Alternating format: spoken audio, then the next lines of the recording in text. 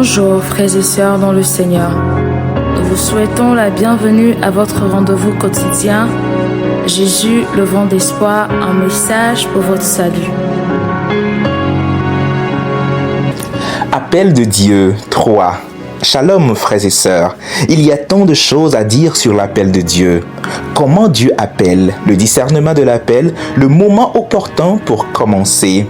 Nous ne traiterons pas de ces sujets dans cette série, mais nous y reviendrons si le Seigneur nous le permet.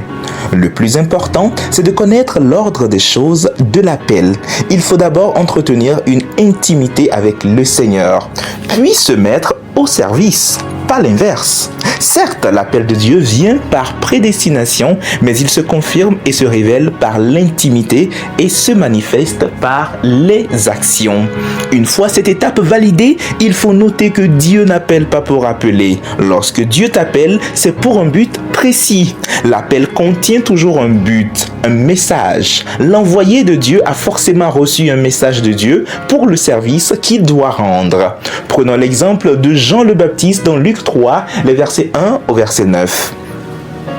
Les versets 2b et 3 disent, dans la version parole vivante, cette année-là, Dieu appela dans les endroits déserts où il se trouvait Jean, fils de Zacharie, et lui confia son message. Jean se mit à parcourir toute la région du Jourdain. Il prêchait et demandait aux gens de se faire baptiser pour indiquer qu'ils voulaient changer de vie et que Dieu leur pardonne leurs péchés.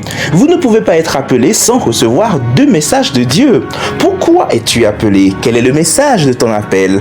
Ainsi, beaucoup prétendent être appelés, mais ne sont que la photocopie de ce que font les autres appelés.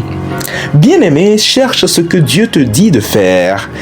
N'aie pas honte de tout abandonner pour aller chercher la face de Dieu afin d'avoir le message de Dieu. Pour toute requête, prière, soutien et autres, contactez-nous par courriel à prièreintense@gmail.com, par téléphone au plus 228 99 58 58 94 ou le 93 41 96 41. Réseaux sociaux, suivez-nous sur Facebook, Instagram et TikTok sur Jésus, le vent d'espoir.